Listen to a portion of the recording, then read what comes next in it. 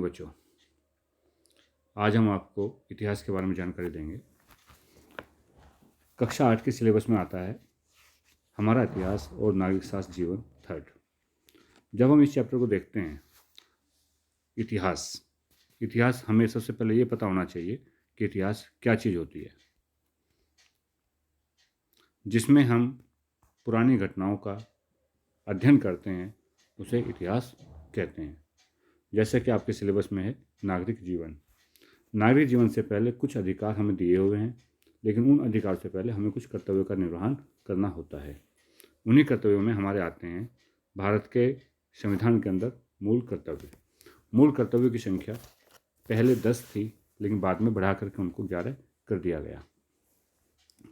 हमारे जो मूल कर्तव्य है, ये संविधान के अनुच्छेद 51 का में अंतर्विष्ट है। अंतर्विष्ट का मीनिंग होता है कि उसमें लिखे हुए हैं मूल कर्तव्य। अक्सर ये प्रश्न पूछा जाता है कि मूल कर्तव्य संविधान के किस अनुच्छेद में दिए गए हैं, तो ये मूल कर्तव्य हमारे अनुच्छेद 51 का में दिए हुए हैं। यदि हम जब इस अनुच्छेद का अध्ययन करते हैं तो हमें पता लगता है कि भारत के जितने भी प्रत्येक नागरिक हैं, उन नागरिकों को क्या क्या कर्तव्य दिए गए हैं, मतलब कौन कौन से कर्तव्य की उनकी ड्यूटी है। जिस प्रकार से हमें कुछ मौलिक अधिकार दिए हुए हैं, ऐसे हमारे कुछ मूल कर्तव्य भी होते हैं।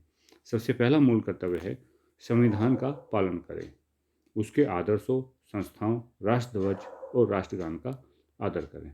जैसे कि आप सभी जानते हैं, संविधान जिसमें सभी नियमों का लेखा जोखा तैयार किया जाता है, तो उस संविधान में जितने भी नियम हैं, जितने भी कानून हैं, उन कानूनों का हमें पालन करना है। उसके आदर्श, उसके द्वारा बनाई गई संस्थाएं, हमारा राष्ट्रध्वज जिससे हमारे राष्ट्र की महत्वता का पता लगता है, और राष्ट्रगान जो हम अपने राष्ट्र के आदर के लिए एक सामूहिक रूप से गान करते हैं, उसका आदर करें। दूसरे नंबर पर आता है स्वतंत्रता के लिए हमारे राष्ट्रीय आंदोलन को प्रेरित करने वाले कुछ आदर्शों को हृदय में संजोए रखें और उनका पालन करें।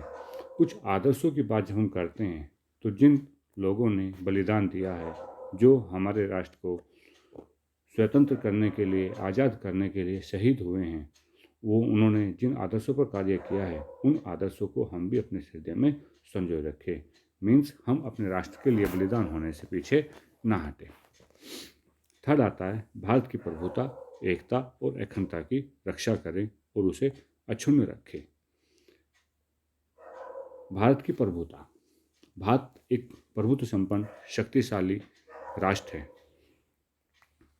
इसकी प्रभुता, भारत में एकता और अखंडता, हम जाति भेदभाव, छुआछूत इनकी परवाह ना करते हुए भारत की एकता के लिए काम करें, और जो कुछ भारत के लिए हम कर सकते हैं, उनकी एकता के लिए कर सकते हैं, उसी रास्ते पर हम चलें। देश की रक्षा करें, आह्वान किए जाने पर राष्ट्र की सेवा करें।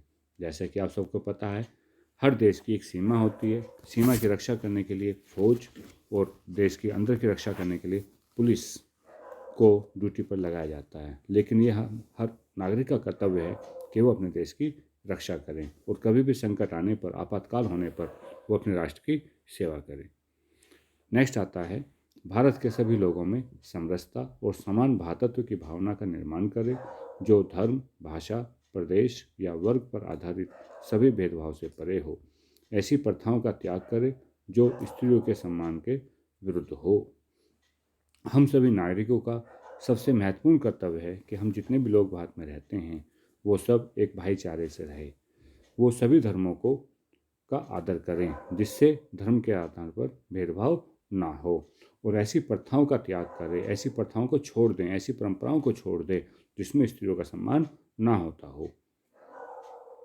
अगला कर्तव्य आपका आता है हमारी सामाजिक संस्कृति की गौरवशाली परंपरा का महत्व समझे और उसका परिरक्षण करें। जब हम अपने इतिहास को पढ़ते हैं, हमारे इतिहास में हमारे पूर्वजों के गौरवशाली, उनके महत्व, उनके बलिदान का महत्व हमें दिखाई पड़ता है, तो उस महत्व को हमें समझना चाहिए।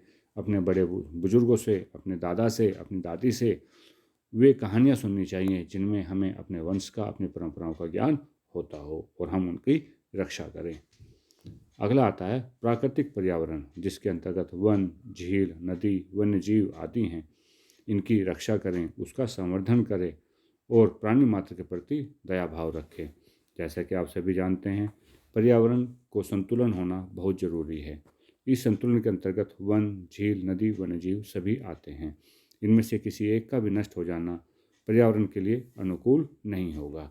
इसलिए हमें प्राकृतिक पर्यावरण की रक्षा करनी चाहिए और प्राणी मात्र और जीव जंतुओं के प्रति दयाभाव रखना चाहिए। ये भी हमारा एक महत्वपूर्ण कर्तव्य है।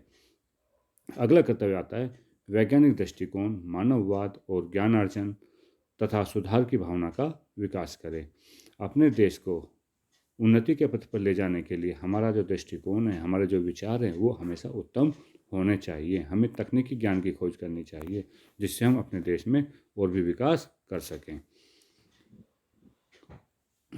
अगला मौलिक कर्तव्य आपका आता है सार्वजनिक संपत्ति को सुरक्षित रखना और हिंसा से दूर रहना। अक्सर आपने देखा होगा जुलूस या कुछ भी कोई एक्टिविटी या आंदोलन करने के लिए अक्सर जो कुछ लोग होते हैं वो कुछ बसों को, कुछ ट्रेन को, कुछ सार्वजनिक संपत्ति को आग लगा देते हैं। हमें ऐसा नहीं करना चाहिए। सार्वजनिक संपत्ति को नुकसान पहुंचाना देश की अर्थव्यवस्था को नुकसान पहुंचाने के बराबर होता है। अगला कर्तव्य है व्यक्तिगत और सामूहिक गतिविधियों के सभी क्षेत्रों के उत्कर्ष की ओर बढ़ने का सतत प्रयास करे, जिससे राष्ट्र निरंतर बढ़ते हुए प्रयत्न और उपलब्धि की नई ऊंचाइयों को छू सके। हमें इंडिविजुअल यानी कि व्यक्तिगत या ग्रुप के माध्यम से सभी क्षेत्रों के उन्नति की ओर प्रयास करते रहना चाहिए। हमें अपने माइंड को, अपने दिमाग को, अपनी सोच को अच्छे और उच्चतम स्तर पर ले जाना चाहिए, जिससे राष्ट्र निरंतर बढ़ता रहे, उन्नति की ओर अग्रसर होता रहे। अगला और लास्ट है जो 2005 में एडिट किया गया है, यह है कि माता पिता या संरक्षक है तो 6 वर्ष से 14 वर्ष तक की आयु वाले अपने यथास्थिति बालक या प्रतिपाल्य को शिक्षा के अवसर प्रदान करें। भारत सरकार द्वारा 2005 में एक शिक्षा सेवा एक्ट जारी किया गया है, जिसमें 6 से 14 वर्ष तक के बच्चों को मौलिक अधिकार दिया गया है शिक्षा प्राप्त करने का, जो कि आपको फ्री ऑफ कॉस्ट सरकारी स्कूलों में प्रदान की जाती है। तो इसलिए माता पिता या संरक्षण का कर्तव्य है कि वह अपने 6 वर्ष से लेकर के 14 वर्ष तक की बच्चों को शिक्षा का अवसर अवश्य ही प्रदान करें। आज के लिए इतना ही। उम्मीद करता हूँ कि आपको समझ में आया होगा।